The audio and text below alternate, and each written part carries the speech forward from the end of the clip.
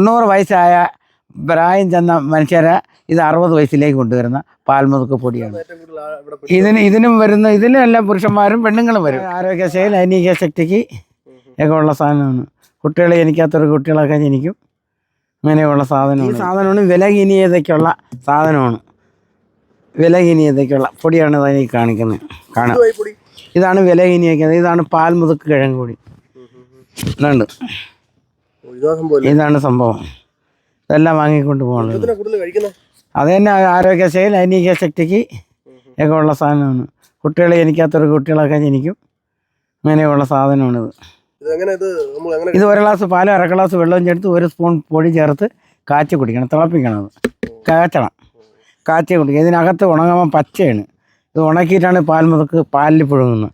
അപ്പോൾ ഇതിനകത്തോട്ട് പാല് കയറൂല. അപ്പോൾ അതിനകത്ത് പച്ചയുണ്ട്.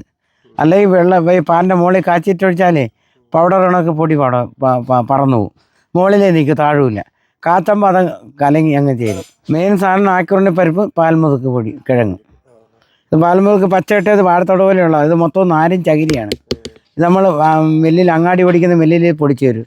പൊടിച്ചുകൊണ്ട് നമ്മളിത് അരിച്ചെടുക്കണം. അപ്പത്തിൻ്റെ അരിപ്പിനെ അടിച്ചാണ് ടിന്നിൽ ഇതുപോലെ ആക്കി വെക്കുന്നത്. വില 1/2 കിലോ 3000 രൂപയാണ്. ഇത് 30 ദിവസം കഴിയും. ഭാരം കുറവാണ് ഈ പൊടിക്ക്. പൊടി തോനെ കിട്ടും. തൂക്കത്തിൽ നമുക്ക് കുറച്ച് വരെയാണ് തൂങ്ങും. അല്ലാതെ നല്ല കട്ടിയുള്ള പാൽമുതുക്ക് ഭാരം കുറവാണ്. എൻ്റെ പേര് പങ്കജാക്ഷി എന്നാണ്. സ്ഥലം ഇടുക്കുവാറ.